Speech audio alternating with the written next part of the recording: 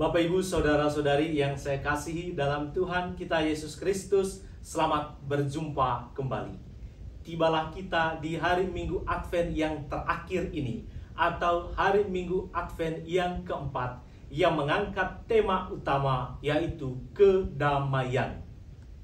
Pertanyaannya adalah, mengapa harus kedamaian? Karena lilin keempat yang dinyalakan pada hari Minggu ini disebut juga lilin malaikat yang melambangkan kedamaian. Dasar Alkitabiahnya dapat kita temukan dalam Injil Lukas bab 2 ayat 13 sampai dengan ayat 14, di mana para malaikat dan sejumlah besar bala tentara surga pada hari kelahiran Tuhan kita Yesus Kristus berseru begini: kemuliaan bagi Allah di tempat yang maha tinggi, dan damai sejahtera di bumi di antara manusia yang berkenan kepadanya. Dan Injil pada hari ini menampilkan kisah bagaimana Bunda Maria mengunjungi Elizabeth dengan membawa serta Sang Raja Damai, yaitu Tuhan kita Yesus Kristus di dalam rahimnya. Dan ketika Maria membawa buah rahimnya ke tengah-tengah keluarga Sakaria, apa yang terjadi dengan Elizabeth? Yang pertama, Elizabeth dipenuhi oleh Roh Kudus. Dan yang kedua, Roh Kudus membuka pemahaman Elizabeth bahwa yang datang itu bukan sekedar saudara, tetapi juga seorang ibu Tuhan. Dan yang ketiga, Yohanes Pembaptis, nabi yang paling banyak berperan di masa Adventus ini, melonjak-lonjak kegirangan di dalam rahim ibunya Elizabeth.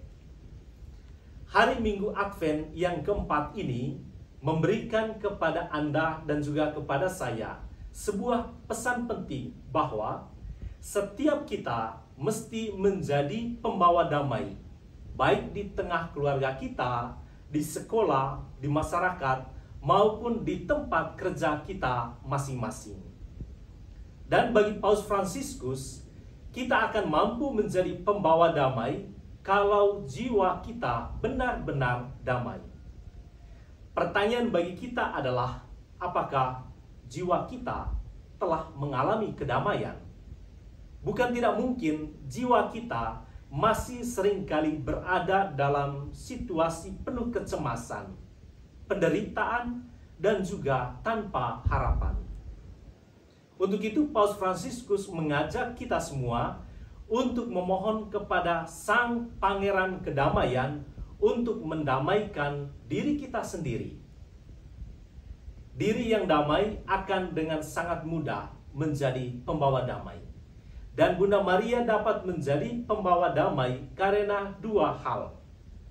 Yang pertama, karena ia telah membuka hatinya kepada rencana keselamatan Allah.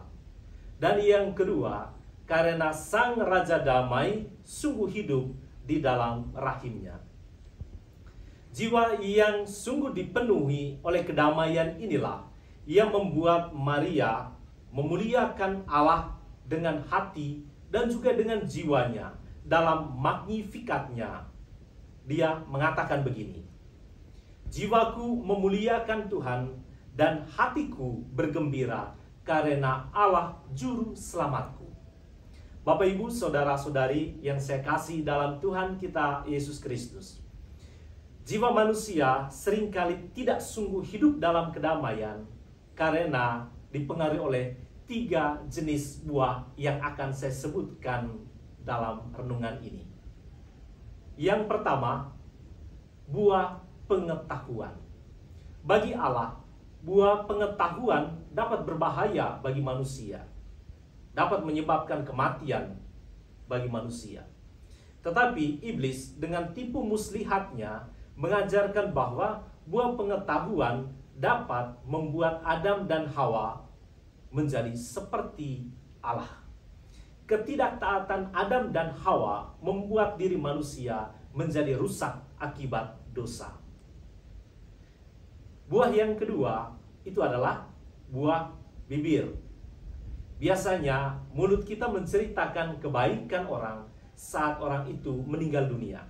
Dan memang begitulah etikanya. Dan andaikan etika yang sama kita terapkan selama kita masih hidup bersama dengan orang lain, hampir pasti buah bibir yang busuk seperti gosip sangat jarang kita temukan di dalam keluarga kita dan juga di tempat kerja kita masing-masing.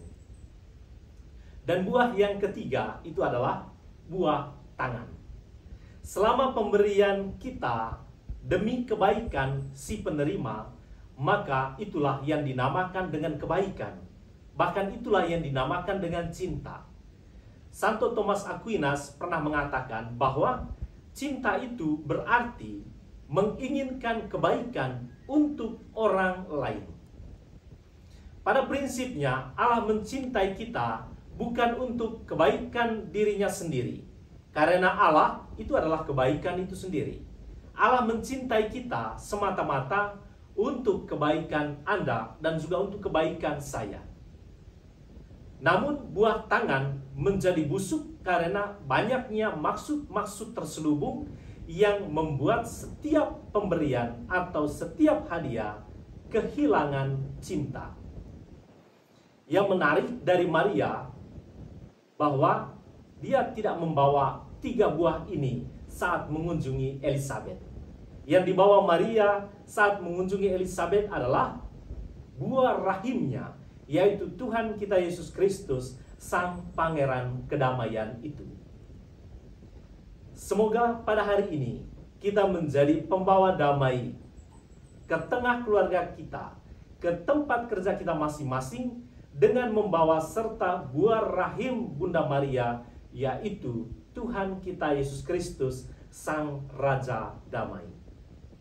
Selamat menyongsong Natal Tuhan. Tuhan memberkati kita semua.